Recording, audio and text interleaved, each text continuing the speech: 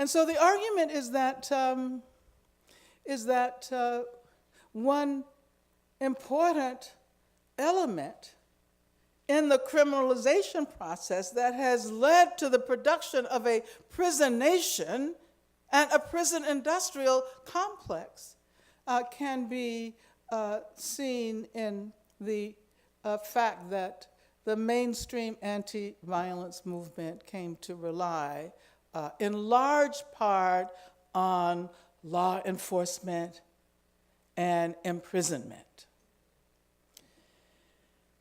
And of course, it's quite interesting that this is true all over the world, not just in the US and not just in Europe, but all over the world. And as increasing numbers of perpetrators of violence against women have been arrested, and not all, if it were the case that all perpetrators of violence against women were sent to prison, then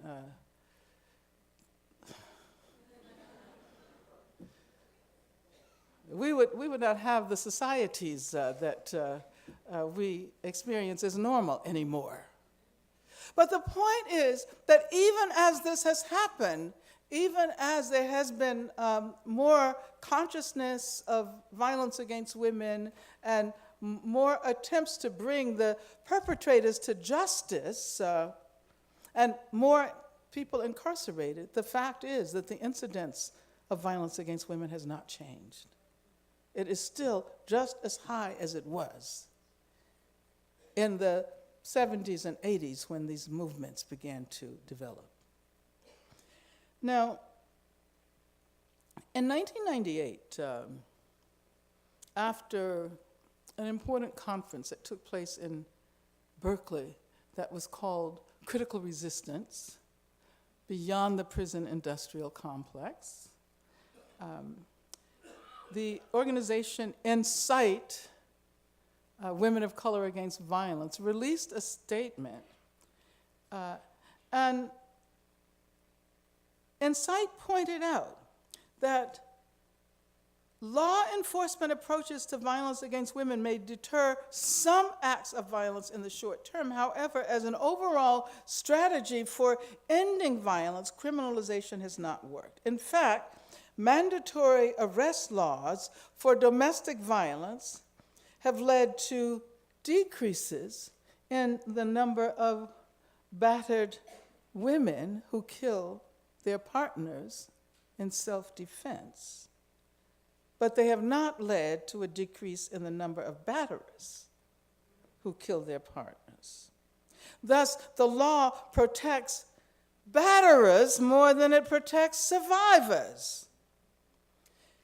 And some of you may be familiar with Incite. It's an organization that is a grassroots feminist organization and is trying to create a space for the development of new feminist epistemologies by activists and intellectuals, both inside, outside the academy. And it challenges gender violence in its many contexts, emphasizing the links between intimate violence and institutional violence, between structural violence and epistemic violence. And such a framework, of course, requires integrated analyses of race, gender, class, nation, sexuality, ability. Such an approach made it possible to understand that what had originally emerged as a major argument against the abolition of imprisonment as the dominant mode of punishment, namely that abolitionist strategies would prevent the most widespread mode of violence in the world, which is violence against women, that abolitionism would prevent it from being effectively addressed. And of course, this had to do with timing, because precisely at the moment when gender violence was being recognized as a political question, the issue of abolition was being introduced as a way of extricating ourselves from the centuries-old strategy of prison reform, which is primarily served to strengthen the institutions and its ideological fortifications. And so, I would really urge you, whatever you hear somebody saying prison reform, bring it to their attention that prison reform is responsible for so much of the pain and suffering and so much of the damage to people who are behind bars. And ask them, just think about the possibility of abolition instead of reform. But then, of course, people were saying, well, why do you want to abolish the prison when we have just now acquired the capacity to punish the purveyors of violence?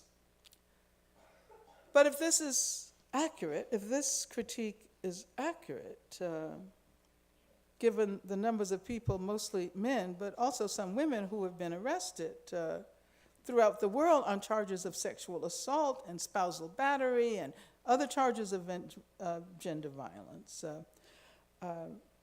one would assume, as I was saying, that the incidence of gender violence would have decreased, but that is not the case. In fact, one can argue that mass incarceration only reproduces gender violence.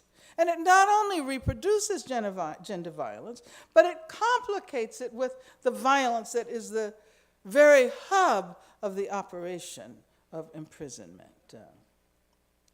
So this process of looking at the convergence of feminism and abolition produces insights, I think, about both feminism and abolitionism.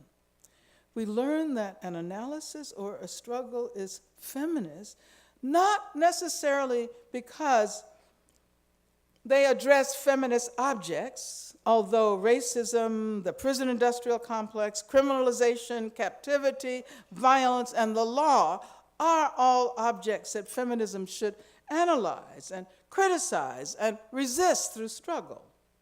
But the meaning of feminism that goes beyond the object is a methodological meaning.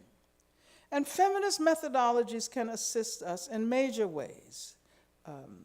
We can discover, for example, that what appears to be one very small marginal aspect of whatever it is we're trying to understand, or whatever may be struggling to enter a category that we're looking at, that marginal, seemingly marginal aspect can illuminate so much more than if we simply looked at the normative dimensions of the category. And this is the underlying importance of examining the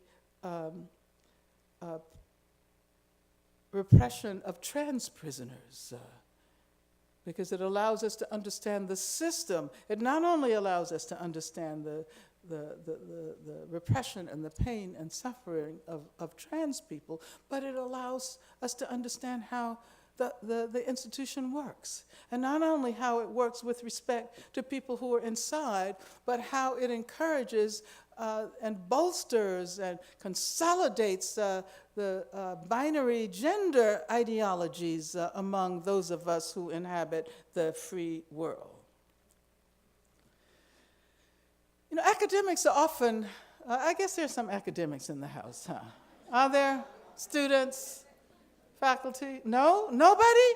Oh my God. I mean, actually, I'm going to say something good, so. So now raise your hands. Okay, that's more. And actually, what I was going to say about academics, I can say about activists. How many activists are there in the house? Okay. So I was going to say that academics are trained to fear the unexpected. You know? It's almost if you want to know what it is you're trying to understand before you start the process of trying to understand it. So finally, when you reach that point, you simply replicate what you thought you already knew in the first place. But activists also like to have a clear idea of our trajectories and goals. And in both instances, we want to have so much control that oftentimes our activists and scholarly projects are formulated just so they replicate what we already knew, just so they confirm what we think we already know. And that's actually really uninteresting. It's so boring. And so how do you allow for surprises? And how do you make those surprises productive? I think that's a major question that we should think about in relation to our work, whether it's research, whether it's activism. And I want to emphasize the importance of approaching our explorations, our theoretical explorations, our movement activism in ways that surprise, that expand, that enlarge and complicate and deepen our theories and practices of freedom. Abolition involves so much more than the abolition of slavery. Abolition involves so much more than the abolition of imprisonment as the dominant mode of punishment. It involves the reconfiguration of the social, political, economic conditions that render prison such a necessary institution. And above all, it involves a serious critique of global capitalism, of racism, and a process of decolonizing. It involves the creation of new institutions and new ways of thinking and new ways of being in the world. And likewise, you can say that feminism involves so much more than gender equality. It involves so much more than gender. It involves a consciousness of capitalism, of racism, of colonialism, of post-colonialities, of ability, of more genders than we ever thought we could imagine, and more sexualities than we ever thought we could name. And so feminism has helped us not only to recognize a range of connections among discourses and institutions and identities and ideologies that we tend to consider separately, it has helped us to develop strategies, organizing strategies, epistemological strategies that take us beyond the categories women and gender. If it is true that we cannot begin to think about the abolition of prisons outside of an anti-racist context, it is also true that the abolition of gender policing is an important dimension of anti-prison abolition. And of course, this very process reveals the epistemic violence inherent in the gender binary in the larger society, and it reveals its ideological character. And so bringing feminism within an abolitionist frame and bringing abolition within a feminist frame means that we take seriously the old feminist adage that the personal is political. And that is one of the most important aspects of the feminist dimension of abolitionist practices. The personal is political. There is a deep relationality that links struggles against institutions and struggles to reinvent our personal lives and to recraft ourselves. We recognize that the imprisoned population in this country could not have grown to something like 2.5 million people without our implicit consent. And we often don't even acknowledge the fact that psychiatric institutions are an important part of the prison industrial complex.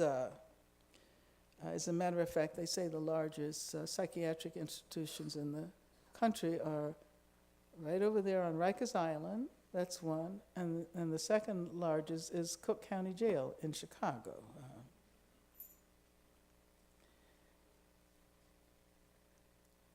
We often fail to acknowledge the intersection of the pharmaceutical industrial complex and the prison industrial complex.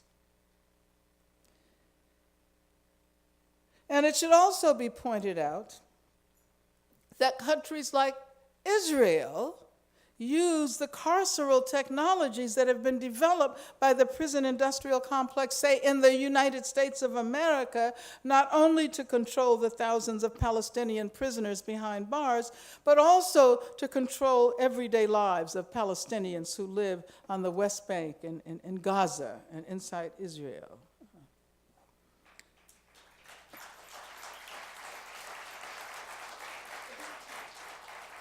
And I think it is so important to speak out against Israeli apartheid.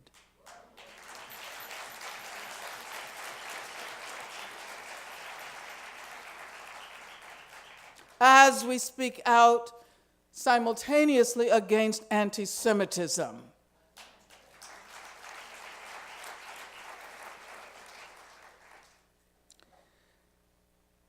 Well, the story of the interrelationships between feminism and abolition has no appropriate end.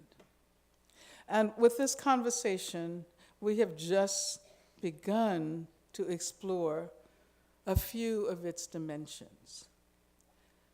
And so as I conclude, let me say that I hope you will continue this exploration and that we will find new ways of sharing ideas and producing communities of resistance that make borders productive so that they no longer divide but unite us in new and ongoing quests for freedom.